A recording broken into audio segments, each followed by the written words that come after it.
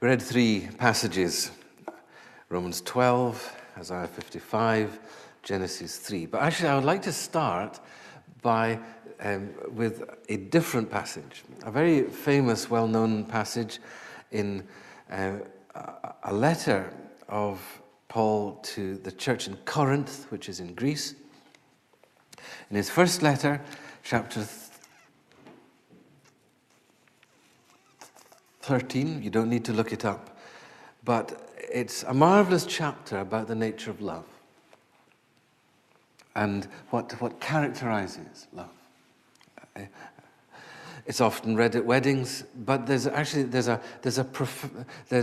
profound character really to the chapter, and it comes in the context of exercising the gifts and abilities, the spiritual gifts and abilities that God has given to us, because it sees love as the key to recognizing God and understanding how God does things and how we're called to do things. But as we reach the end of the chapter, it says this: love never fails. Prophecies will cease. It goes on, one it mentions to knowledge will pass away. We know now in part, and we prophesy in part, but when perfection comes, the imperfect will disappear. When I was a child, I talked like a child. I thought like a child. I reasoned like a child. But when I became a man, I put childish ways behind me. Now we see but puzzling reflections, a poor reflection, like in a mirror. And one day we will see face to face. Now I know in part. One day, then I shall know fully, even as I am now fully known by God.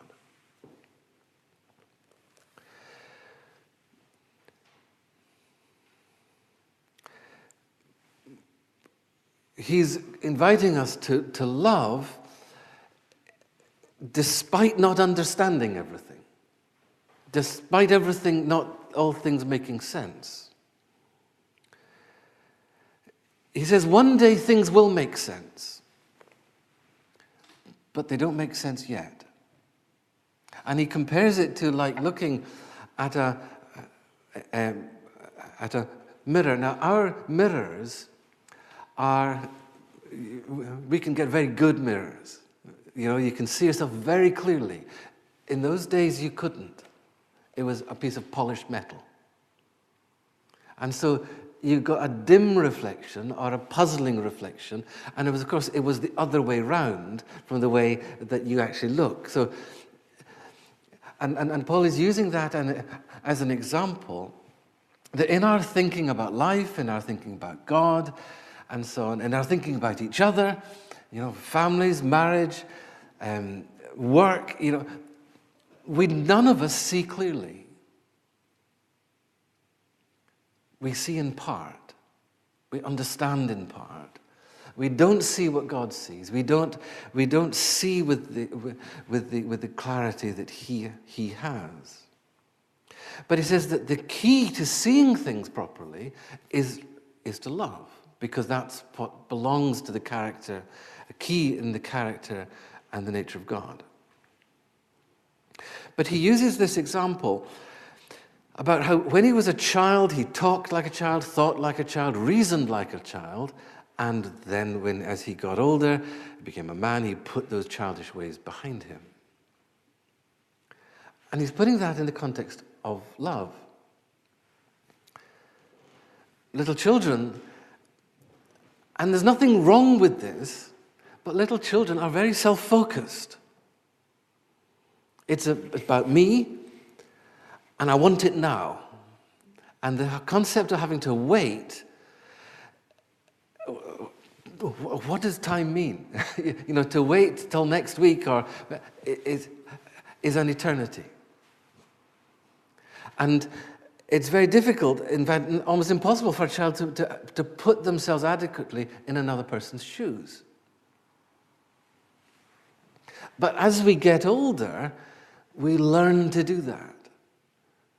And so there's a way of thinking and looking at things and talking about things and reasoning that is childish, and then hopefully as we get older we put those ways behind us, and there's a developing sense, and it's actually the key to it is in fact love, where we're beginning to put ourselves in someone else's shoes, recognize it's not just about me. I've got a brother or a sister, or I've got others in the family, or I've got and then you think about, well, it's not just about me or even my family, it's about the community, or it's about the church. Or we then have to think about the nation. And so what is the good, not just for the individual, but for the family and for these corporate, ever-expanding wider entities? There's a movement takes place from childishness to maturity.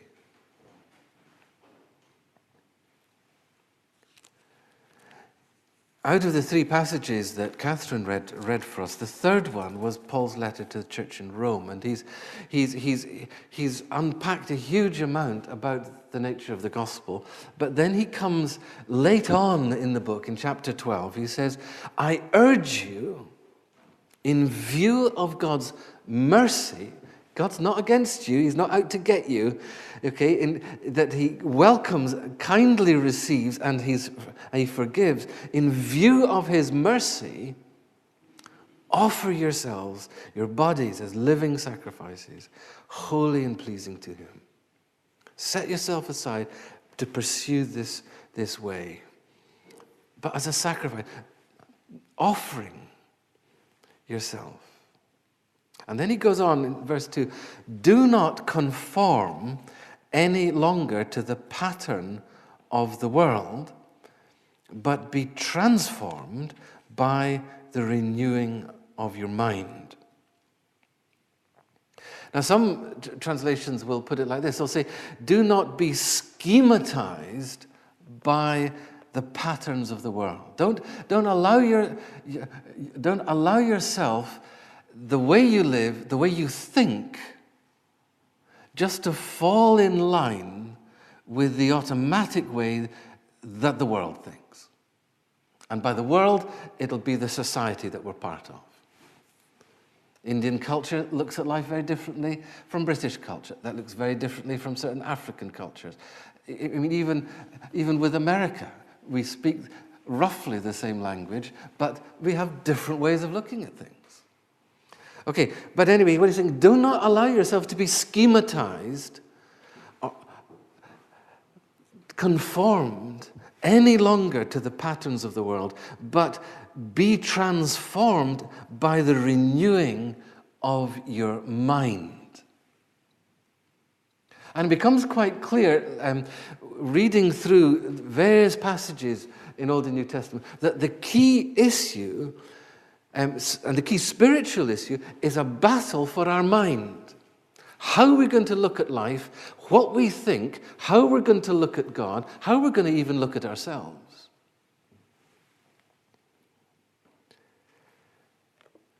So here, Paul, in his letter to the church in Rome, is encouraging us not just to fall into the pattern of the world's ways, but to allow a transformation to take place in our lives.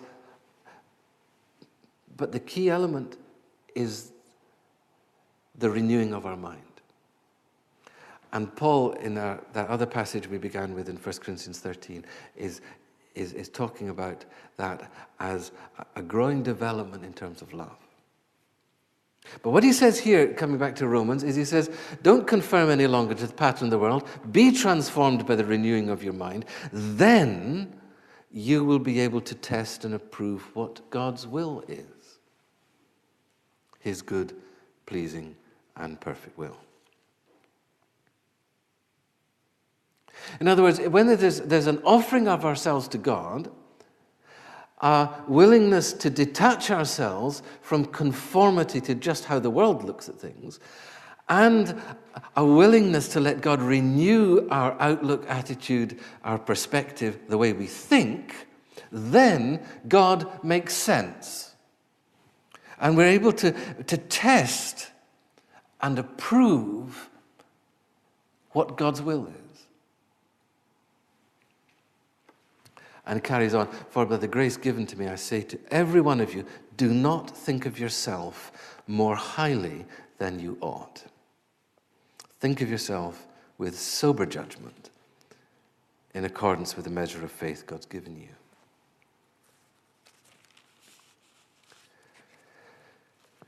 Working backwards in terms of Catherine's readings, we come to Isaiah 55. And I read some of this earlier, and I'm going to touch on that and then bits of what Catherine read. But in verse 3, he says, there's this invitation, come to me. Why are you spending money on what's not bread and your labor and what will not bring fulfillment and satisfaction? Listen to me and eat what's good. Your soul will delight in the richest of fare. Give ear and come. Hear me that your soul may live.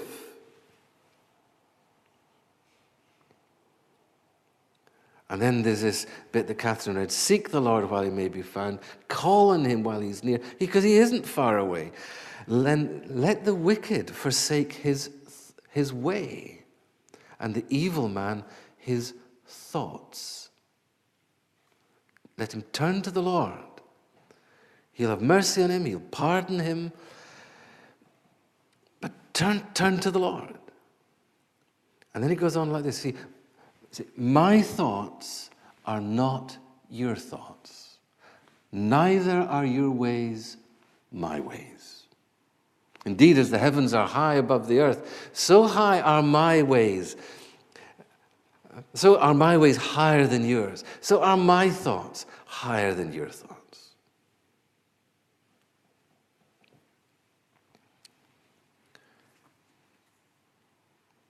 See, I'll bet that for many of us, all of us, that there are things in life that don't make sense, and we don't make sense spiritually, and we don't know or necessarily understand where God is, why things are happening or not happened, why certain prayers, it seems as if, well, we know what God was doing or where he was, or there'll be things in our life that don't make sense.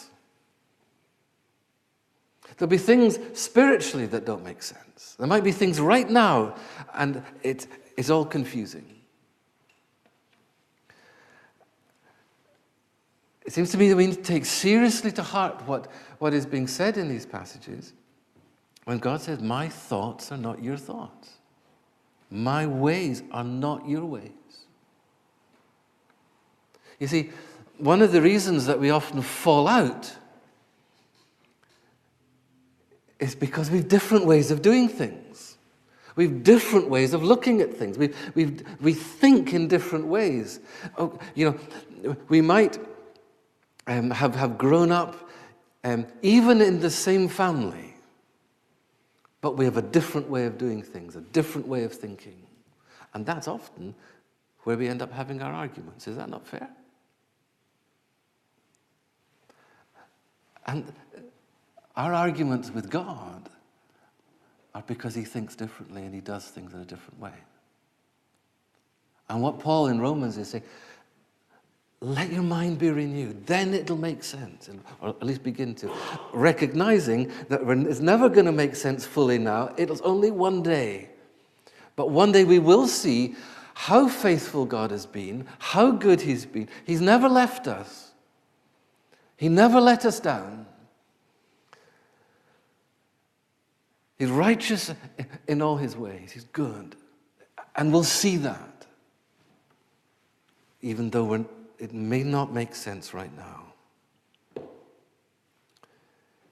Let the wicked forsake his way. Let the evil man abandon his thoughts.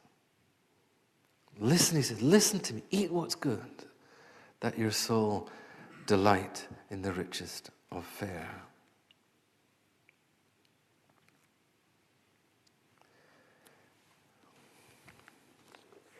See, when we go back to the first passage in Genesis 3 that Catherine read for us, it's this story of the Garden of Eden. And just in case our minds need to be refreshed in terms of the story, that the God made a garden and then he made people, but he also, right in the center of the garden were two trees. One was the tree of life, and the other was the tree of the knowledge of good and evil. And he said, and the tree of life, there's an open invitation to come and enjoy. But the other one, he said, now don't eat of that one. That's for looking at and admiring, respecting. It's not for eating. Because when you do that, the consequence will be death. Now, there's nothing wrong with either tree. Both trees, they speak of God. They're symbolic of God. In that with God there's life. And he invites us to share his life. To have life and have it to the full. To, what does it say? Your soul will delight in the richest of fare. Hear me and live, he says. There's a tree of life. And we're encouraged to come freely. But then there's another, and it's also a reminder of God. That God knows what's right and wrong. He knows what's good and bad. And if they just respect it, honor it, and walk in conversation with him, walk in that intimacy of communication with him, they'd never have anything to fear. There would never be anything arose that they didn't know what to do and what was the right course of action, what was the best course of action. It would preserve them. There's nothing wrong with the tree. But what happens in the story is that the serpent, in his cunning, begins to question and encourages her to question. And initially draws her out. Did God not say you mustn't eat from any tree? And her response, there was only one tree that he had told them not to eat from. And the woman replies, and she said, no, we can eat from the trees of the garden, but God say you mustn't eat from the tree that's in the middle. Now, actually, there's two trees in the middle, but one tree, this is the tree in the middle of the garden, and you must not touch it. Now, he hadn't said that. So she's responding by exaggerating. But anyway, that's another story. But then the serpent says this, you will not die. And he flatly contradicts God. And then questions his motives. He says, for God knows that when you eat of it, your eyes will be opened and you will be like God, knowing the difference between good and evil. God, so instead of the tree being symbolic of God, the tree is the source of knowledge. As if somehow, and God is wanting to deprive you from that. But if you take of it, you'll be like God. You will be able to work out for yourself, independently from God, what is right and wrong.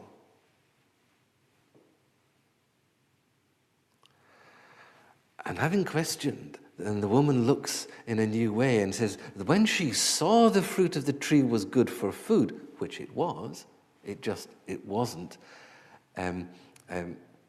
something that they should eat. When they saw the fruit was good for food, pleasing to the eye, which of course it was, and desirable for gaining wisdom, and of course it is desirable to have wisdom, she then took some and ate it, giving also to her husband, who was, we assume, standing right beside her.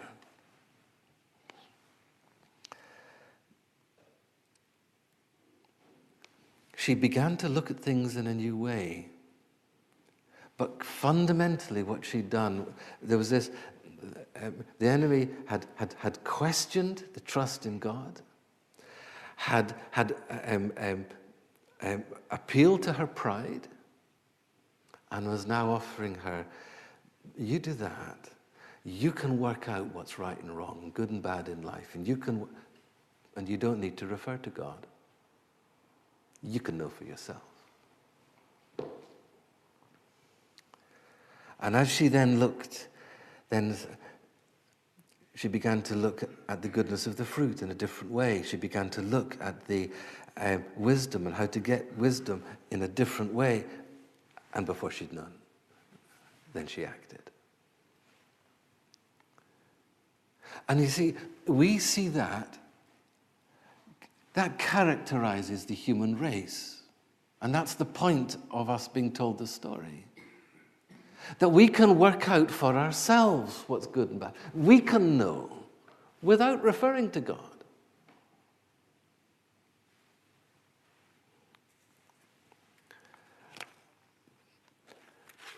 And so we find ourselves then questioning,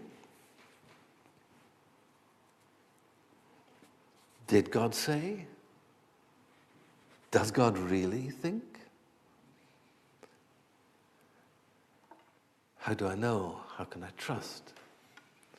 And we end up trusting what is the popular view around us at our contemporary point in life, in this particular part of the world. And we end up being schematized and falling into the patterns of the world.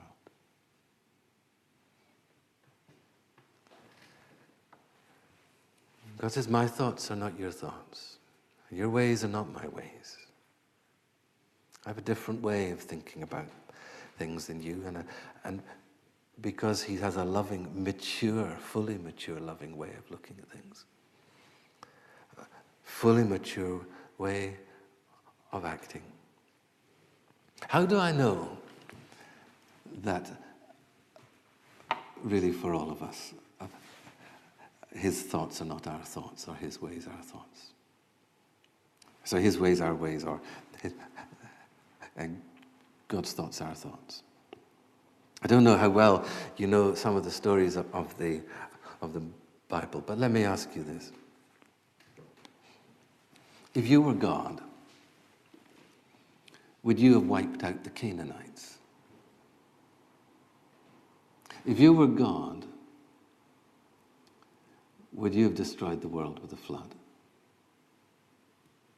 If it was you, would you have raised up the king of Babylon to take the people of Israel captive for 70 years? Would you have drowned the Egyptian army? Or would you have cursed a fig tree in the New Testament? Or would you have slain Ananias and Sapphira for lying to the Holy Spirit?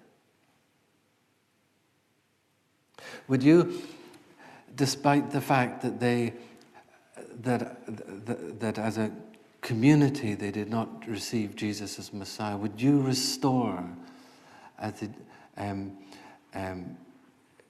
his people to the promised land 1800, 1900 years later, despite the chaos that would cause? Would you do that? A nation that doesn't acknowledge him?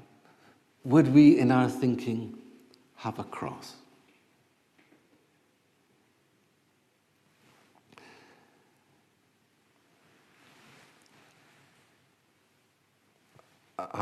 You see, we may question these things, and I'm deliberately being provocative. Deliberately. Because you see, when we think of God's love and his way of doing things and mature love, God isn't just thinking about the individual. He thinks in families, he thinks in communities, he thinks in nations, and he thinks long term.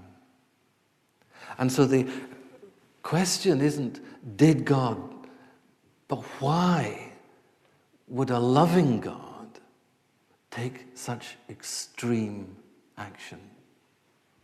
Or what we would regard as that.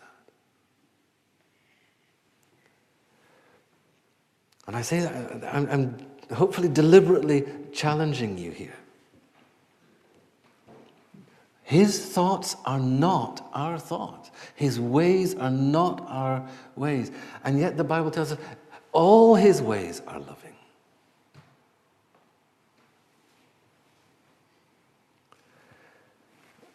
The things in life, and they don't make sense to us, and we can't understand. But the problem is we think we know what love is. We think we know what's just. We think we know what's righteous, what's good and bad. And the Bible tells us in that story of Adam and Eve, that is at the root of the problem. Our thoughts or his thoughts. We'll work it out for ourselves. And not only just work it out for ourselves. In the end, what we'll do is we'll sit in judgment on God. And that's why Jesus got crucified. So we come back to Romans, this letter. He says, I urge you, offer yourself to God. Don't conform any longer to the pattern of the world. But let God transform you by the renewing of your mind. Then you'll be able to test and approve, and it will make sense, or begin to make sense, what God's will is. His good, pleasing, and perfect will. I say to every one of you, don't think of yourself more highly than you ought. Think with sober judgment. You see, when it's come, and with this I'm just going to finish. When it comes to reading the Bible, there are many parts of the Bible that seem obscure and certainly at first sight don't make sense. But 9 times out of 10, as I've wrestled or engaged with a passage and light has begun to come and things have, 9 times out of 10, it's not a complicated thought. It's not, there's nothing wrong with anyone's intelligence or their capacity to understand. It's just different. God does things in a different way. He thinks in a different way. He speaks in a different way. And so when we don't understand, it usually isn't because it's complicated. It's just because God is different.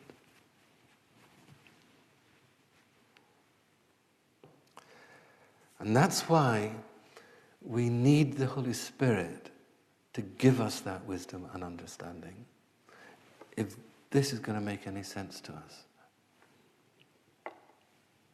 But God, of course, is willing to give that wisdom and understanding and to teach us about the real meaning of love and some of the difficult decisions that have to be made in love, and to teach us his ways and how to negotiate some of the different choices we have to make in terms of doing what's just or doing what's right. And not only so, he will give us the personal power and the strength and ability to pursue that course.